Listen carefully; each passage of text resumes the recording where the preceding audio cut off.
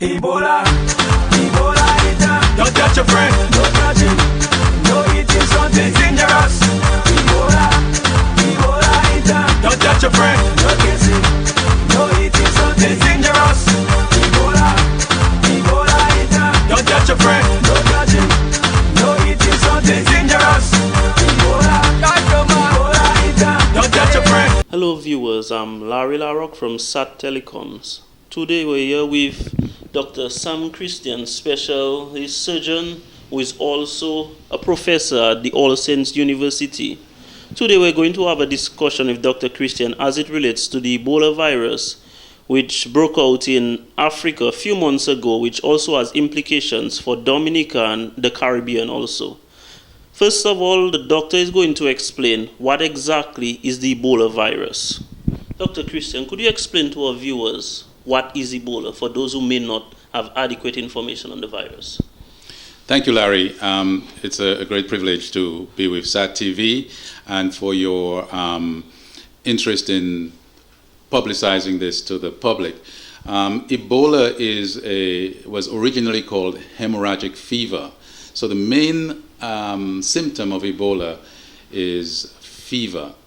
And then you have other symptoms that develop, which include diarrhea, vomiting, blisters, bloody blisters and rashes that develop on the skin and on the inside. So people are bleeding externally and internally. And it's a very deadly disease. Anywhere from 50 to 90% of people who get the disease do not make it. So it is spiraling out of control. The World Health Organization and many countries is concerned. Even President Obama gave a special speech to the people, addressed to the people of West Africa concerning Ebola. And the more we understand about Ebola, the better we are to prepare and to guard against it. So you would advise the Dominican public to do as much research as they can utilizing the internet? Well, the facts are very simple. The people who are responsible for doing the research have done good work, and at every opportunity I take the chance to commend the government, the Ministry of Health, the Chief Medical Officer for the preparations that have been made so far. One of my concerns, though, is the general public. People see things on television and they get kind of hysterical and they can mistreat our African students here. Now, back in the days before South Africa was free and there was a lot of colonization, colonialism in Africa, we in Dominica and black people all over the world marched on African Liberation Day for freedom of African countries. And we have fulfilled this dream, and who would have imagined that today we have over 500, 600 African students in Dominica who are studying. Now, these students are going to become doctors and return to their countries, or they may go to work in the United States, Canada, America, Australia, United Kingdom, wherever. They are going to be physicians to the world. And they're coming here at great sacrifice, and they have really been impressed with the hospitality of the Dominican people. Now imagine, 600 students renting. That's a significant contribution to the local economy. Just like in times past when Ross University was being founded, there were a lot of complaints and misunderstanding about the benefit of Ross, but no one in their right mind would ever dare complain about the contribution that Ross is making to the economy of Portsmouth and Picard and everything like that. So we have absolutely no questions at all in defending the rights of our African students. We do not want them to be mistreated because of any hidden prejudice. We do not want them to be mistreated because of Ebola. So preparations are being taken. There's a questionnaire that is being given to the students from Africa, which will help our health officials to screen them properly. And in ports of entry all over the world, anybody who presents with a fever is going to be looked at and investigated a little bit more closely. And in preparation for us, since I see a lot of the African students who are sick here at the urgent care, we are getting a non-contact infrared thermometer. So you don't even have to touch the patient. It has like a red dot laser pointing device. We press it at the, target it at the forehead, and it will give us an instant temperature.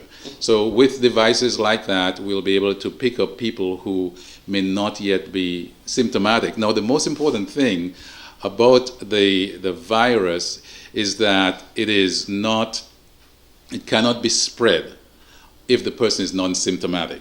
Okay, so if, let's suppose, I contacted Ebola a week ago and I haven't developed symptoms, I cannot infect you.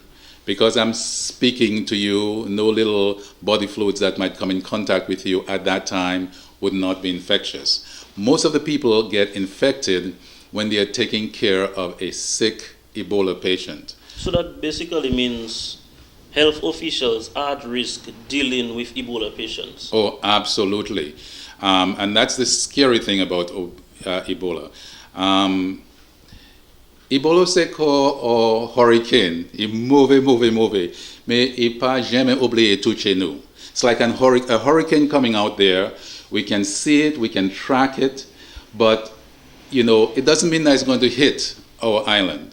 Okay, and I think the health officials are tracking Ebola. And just yesterday, as we were talking, a plane was diverted to Bermuda because there was a Nigerian on board who was showing some kind of symptoms. I don't have the details. But that's the precaution that governments all over the world are taking. And it's not just black people. And that's the thing I want you to understand.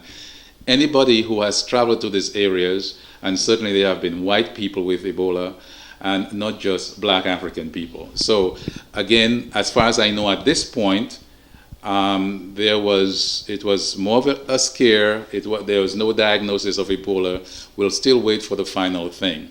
But our immigration officials at the ports of entry, the airport, Melvin Hall Airport, Canfield Airport, know that if someone is presenting with a fever, they will be investigated and they will be quarantined. Now, questions have been raised about the protective gear. This thing is so serious. It's not just having a mask and gloves.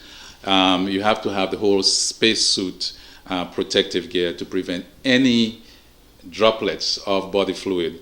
And that extends to saliva, sperm, breast milk, whatever. It can be spread through any body fluid, sweat included.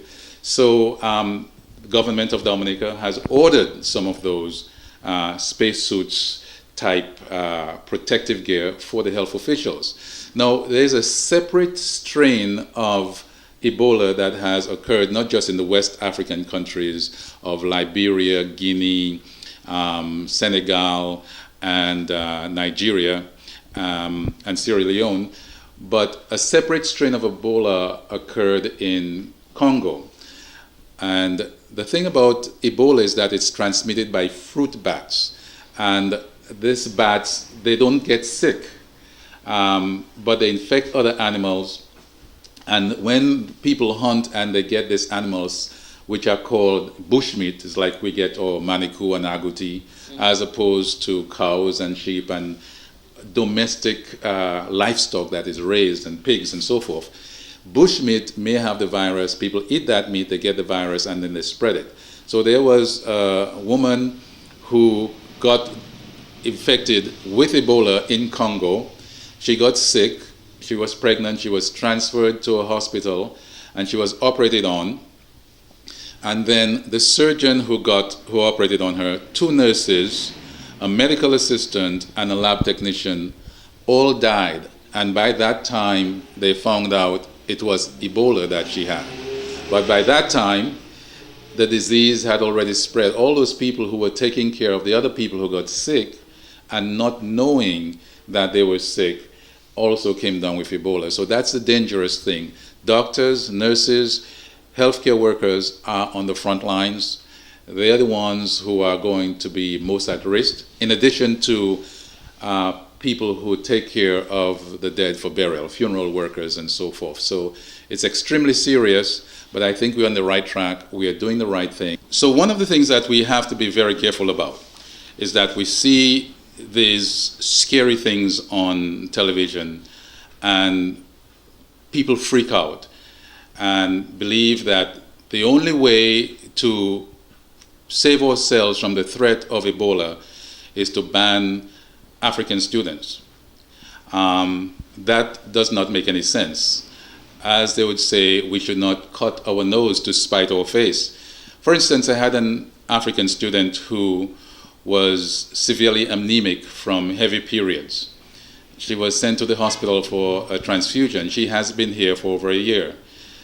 And lower level medical staff threatened to quarantine her just because she's African. Okay, the Ebola virus outbreak began a few months ago, and she's been here over 15 months. So the African students who are here are the safest people in the world, just like us. We are under no direct threat of Ebola at this point in time. Therefore, it is absolutely important that we do not allow any hidden fears and prejudices to be manifested against our African guests. They are strangers within our gates. And I wrote about that on DNO. And it's very important that we treat our African brothers and sisters with respect and with dignity, while at the same time cooperating fully with the government of Dominica, the Ministry of Health, the Chief Medical Officer, in taking all screening measures necessary to prevent the very possibility of Ebola from entering into Dominica.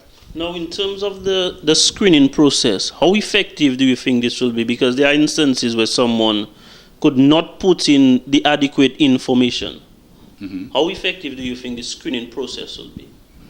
Well, the screening process, as I said, all over the world, including the United States, depends on the symptoms. We want to check for symptoms. So it's not a matter, we know the passport says where the person comes from. Okay? Their ticket and their travel documents tell us what is their port of embarkation. Now, the United States has taken very logical measures against that, because there are thousands, we have hundreds, the United States have thousands of African students there, and all the big colleges and universities have protocols that they follow. All the major airports have protocols that they follow. And the simple protocol is you check for temperature, okay? You're not likely to find somebody getting off a plane who's vomiting and having diarrhea. That person would not have boarded the plane in the first place. Okay? It's not likely that somebody is going to come off the plane with bleeding blisters, bleeding from the ears and nose. Okay? The real tricky period is what we call the incubation period. If someone has contact with Ebola, but they have not yet begun to manifest the symptoms. And that incubation period takes anywhere from 5 to 21 days. In fact, the Ebola virus outbreak will end, and it will end after the health organizations has determined that we have 2 lengths of the incubation period. That is 21 days plus 21 days, and we have no new cases. Okay, so if a month and a half passes, 42 days, and there are no new cases, then we expect that the Ebola crisis will be over. And what happens, the disease is so deadly, if you have it, you're either going to be cured or you're either going to be dead by that time that 42 days is over. It's not something like chikungunya that most Dominicans are living with as well. So just as it is difficult for people to understand that the small Aedes aegypti mosquito is the same one that carries the dengue fever, is the same one that carries chikungunya, we have to understand the science behind how Ebola is transmitted. And if I had Ebola now, or if you had Ebola now, and you didn't have a fever, you cannot infect me. But we went through, every time there's an epidemic, we go through the same thing. And it was the same problem with AIDS. When AIDS first came out, the factors or the groups who were at risk were said to be IV drug abusers, homosexuals, and Haitians. Now, the fact was that all the Haitians who got it from the tourist industry. There were people who were working in the tourist industry, and they were in contact with white people who brought AIDS. And so the fact of the matter is, it took a very, very long time for people to stop stigmatizing Haitian people as carriers of AIDS. They were just an unfortunate accident in the whole chain of development of AIDS. And in the same way, we have to realize that Ebola is not only an African disease. And there are people, white people who have gotten AIDS, people from different countries who have gotten, Ebola, and they also can infect and can, bring the contagion into our country just as easily as anybody else. So if we are narrow-minded in our thoughts and think it's just African, there could be a missionary who was in Africa, for example, maybe an American missionary, for example, who went out there and did good and did God's work, but maybe carrying the Ebola virus. But because they are white, they are not screened, and they end up bringing the virus into our island. And so we are going to take very rigorous screening methods, both on the level of the government and the immigration authorities, but certainly on the level of the universities, Ross University, All Saints University, and myself as urgent care. Since we are seeing people who are acutely ill without an appointment, we want to know if someone comes in and they have any kind of funny business going on, that we will recognize it early and take the necessary steps. Because as I said, it is the nurses and the doctors who are the ones who are going to be at risk, or anybody who comes into contact with them. Now, speaking of Ebola, Ebola is not a new virus. It has been there for a long time. This outbreak in 2014 is new. 2 Americans who were treating patients in West Africa contracted the virus, and before that, there was no known cure for Ebola, but they were treated, and based on the facts, 9 out of 10 persons infected with the virus would die. What happened in this case, and is there a cure for Ebola at this point in time? Well, there's a lot of promising research for a cure for Ebola. And in fact, someone told me just last night that, if there's a disease and you really want to find a cure, just make sure white people get it and they will come out with the solution. Another thing I want to be mindful of is the whole thing of biological terrorism. A major in the U.S. Army Reserve, and we were trained in nuclear, biological, and chemical warfare. And we understand that all the big countries have biological weapons. And when they say biological weapons, they just mean, they have this vial that contains viruses, and if they wanted to, they could release it over a population. Okay? After 9/11, I was in the United States when they had an anthrax outbreak. And they never quite figured out what happened. But to the best of our knowledge, a scientist who works in one of those biological terrorism lab, all secret, was mad with somebody and released the anthrax virus, and it killed a number of people, sending it as a white powder in letters to different places. And some people speculate, and I'm not saying that's what I believe, but we have to listen and to understand what's going on, that if you release these viruses in an unsuspecting population, then you can see how it works, and then if you are making a medicine for that virus, and you can become very, very rich by selling that medicine. And the comparison is that in the computer world, the computer geeks make viruses that they infect other computers, and then they sell you computer protection software.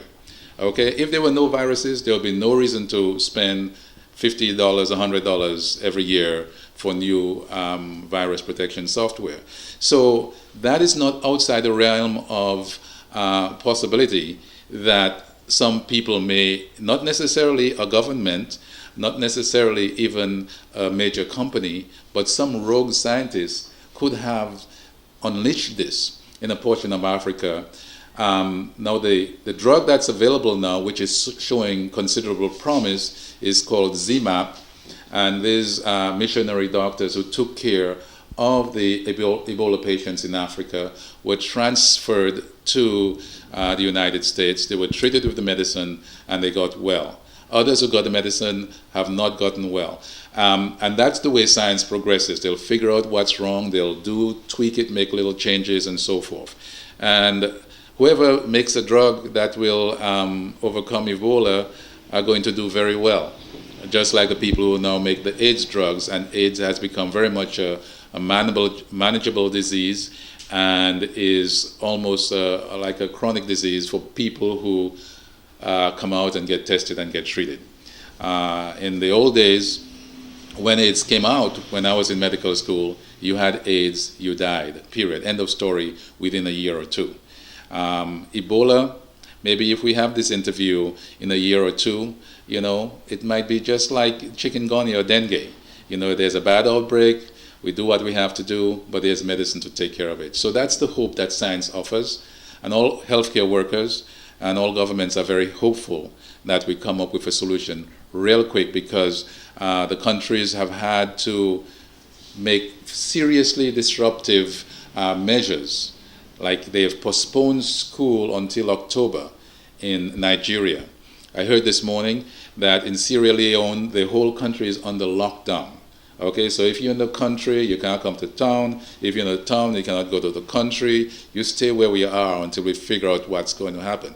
Can you imagine what it would do, like a Saturday morning now, if the people couldn't bring their produce to market, if you couldn't go, wherever you have to go to work. So those are the extreme measures that are being taken, and we're very hopeful that we won't have to take those kinds of measures in Dominica, but that we'll be very vigilant and very diligent in screening people as they come into Dominica. Any message you'd want to send to the relevant authorities and also the general public in not discriminating against the West African students, seeing that the population is very large? Yes, certainly I do not have any message to the authorities. They are the ones who have set the policy, and the policy is right. The message goes out to the general public who may overinterpret and the threat. As I said, in the case, if you were to compare it to a hurricane that is on the way, maybe they call it a Category 5 and it's still 3 days away, we're not sure whether it's going to hit our island. It may hit somewhere. Sometimes it goes out at sea and never touches land. And so Ebola is like a Category 5 hurricane that's heading in our way, heading in the way of every country in the world where African people or people travel from that country, both the native population Africans or missionaries, experts, tourists, business people travel from all countries to all other countries. So we have to be very careful. And I think that as long as we begin to recognize that no one can carry Ebola virus unless they are symptomatic. Ebola virus, the previous name was hemorrhagic fever. So the main thing about Ebola virus is fever. Everybody with a fever who is coming from a foreign country has to be screened, whether black, white, African, or anything like that. And we have to have the tools. They are simple, straightforward tools, like that infrared non-contact thermometer that I can take and just point at your forehead, which we have available here at Urgent Care, to screen for people with viruses. From the moment there's any sign that the person is having additional symptoms, then we have to go, full-scale isolation and to protect, most of all, the caretakers, the doctors, the nurses, well, lawyers too if they want to help, and the families, the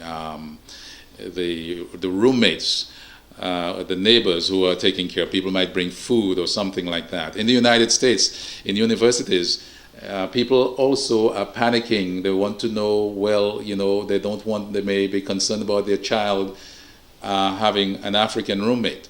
And the universities and the governments over there are telling them, it's okay, they have been screened, not just because they are African, we should think that there's a problem. So it's a normal response, a normal human response, but we're here to reassure everyone that it's like a hurricane that may never come, and that we are doing our level best that is prescribed by the World Health Organization, by the Pan American Health Organization, by the Caribbean Public Health Institute, and so forth, to take care of this problem. Very scary, but my gut feeling and my hope and my prayer is that we're going to be okay. And there you have it, Dr. Sam Christian, professor at the All Saints University, explaining the Ebola virus, its implications on Dominica, and Dominica's preventative measures against the virus. I am Larry Larocque reporting for SAT TV News. My name is Louis Emeka. I'm a student in All Saints University. I'm at my clinical rotation levels. I'm from Nigeria. The Ebola outbreak in West African region, it has been a very public health issue that is affecting not only West Africa right away, but the entire globe, because it's a very deadly virus. But Nigeria is very slightly infected. We say slightly that in a country of 160 million people, we're having about 13 cases. So even at that, government is working so assiduously to make sure they curtail it, But in Dominica here, I think the chances of Dominica or the whole Caribbean getting Ebola is very, very slim. Even at that, no stone have to be left unturned. People have to work hard, to ensuring the adequate protective measures to make sure it doesn't come. There's some pockets of ideas here and there saying that the best way or the cheapest way from protecting Dominica from getting is just stopping the African students from coming into the country. I don't buy that idea because it's not even the government policy. It's not stopping anybody from going into a particular place. What I think is that the best thing is to ensure that people are tested, which we know that the signs and symptoms of Ebola is very clear. We start from raised temperatures. When the person is showing high fevers, you have to monitor the person, isolate the person. But stopping people from coming in, I don't think it's a best idea, and it's not even the government policy. I think what have to be done is for people to understand the fact about the disease, the Ebola virus. The fact remains that you cannot control it if you don't know about it. One, the Ebola cannot be transmitted unless the person who is showing symptom has bodily fluid contact with the other person. That's when you can get it. And again, sitting in the same bus, eating or breathing the same water, it's not like a flu. It's not airborne, it's not waterborne. Shopping in the same supermarket where the person has it shopped doesn't make you to get Ebola. So to make a call for stopping people from coming into the country, I don't think it's called for. Dominica is a friendly country, even though it's a small island compared to Nigeria. It's where their people are very welcomed. And what is going on about Ebola outbreak shouldn't bring any stigmatization or hysteria or disrespecting the people of Africa. I think what we're supposed to do is to know the fact that Africa is not synonymous to Ebola. Anybody from Africa doesn't have Ebola. But while adequate measures should be put in place to check the infection of Ebola or coming into Dominica, we should treat other people with dignity and also realize that these people are here for their studies, and they also make their own impact in a way by giving back the community. Just like when we talk about, in all sense, we do a health fair every semester where we give back to the community, do free medical screenings for people. I, as a person, have gone to the old people, the grotto home, with the assistance of where I assisted Dr. Christian. We walked there and assisted the aged, in a way of giving back to the community. I think these people, even though we are from Africa, we are not from here, we still giving back in our own little way to the community. You shouldn't, because of there is an outbreak in Africa, and we discriminate and start looking at everybody from Africa as a carrier of Ebola. My name is Cornelius Ohonsi. I'm a Nigerian student in All Saints University, a medical student. The Minister of Health, Professor Chukwu Nyebuchi, he has a daily briefing when it comes to this. They are on top of it. That's why it's really being contained, to the extent that schools have been closed. Schools are not resuming until the Nigerian government is sure that this virus have be contained to a large extent. I personally wouldn't feel discriminated if I was asked, because even for some people that have come in from Nigeria, even those that came in to the island through America, they were screened at every point. There are a lot of airports you're going to go through. Even when you live in Nigeria at the Nnamdi Azikiwe, either at the Nnamdi Azikiwe or the Murtala Mohammed, you're going to be screened.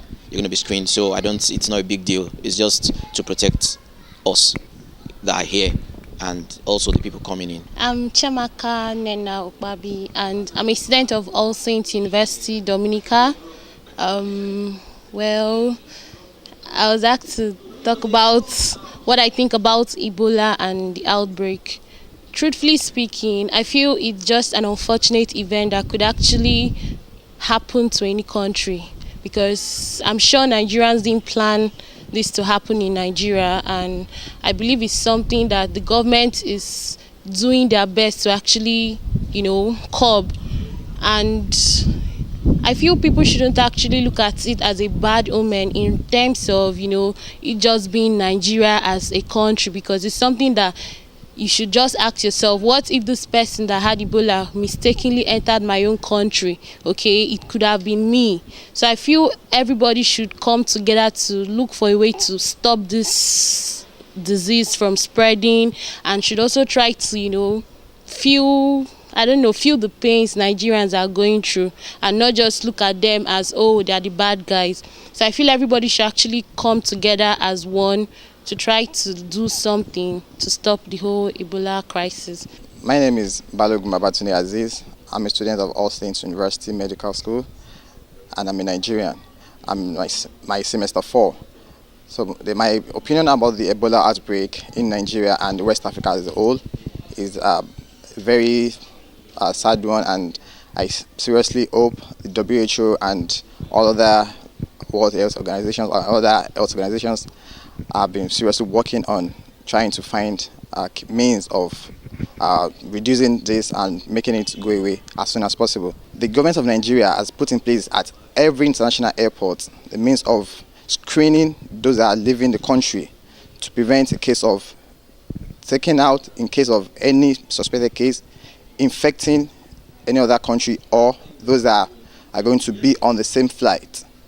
And as a result of this, there have been no recorded case of any Nigerian infecting any other country, and which is a very good development. So my advice is that to the people of Dominica is that we should be calm and not panic about the spread of Ebola virus into Dominica as a result of the efforts of the Nigerian government in trying to curtail such an occurrence. My name is Samuel Shipelokai. I'm a Nigerian and a final year student, medical student of the All Saints University, as you could see behind me. Ebola virus outbreak in Nigeria has taken the whole of the West African sub-region into a kind of great shock, because we know as Africans that Nigeria is a country that has a lot of business avenues, and a lot of people do a lot of businesses in Nigeria. However, from my own perspective, I feel that the outbreak has really caused a lot of stir and fear amongst Nigerians living in Nigeria and those of us in the diaspora. One of the issues that has really reared its ugly head is the issue of stigmatization, and I feel that at this point in time I would enjoin every person, African and non-African alike, to support the cause of reducing the effect and the efficiency of Ebola virus in our society. Dominica, for example, has taken good steps. There was a meeting held at PMH, and some resolutions were met, and I really support those resolutions. Students who are coming in should be quarantined for the purpose of Ebola virus. And I feel like I felt this morning, I feel that educated people as we are should not be found stigmatizing other people. As educated as we are, we should be able to find solutions, and also we should find sympathy and empathy amongst us to our brothers in Africa, especially the West African sub-region in particular. And I pray that at the end of the day, the stigmatization will be reduced, because I know for sure a lot of people are stigmatizing Nigerians and West Africans alike.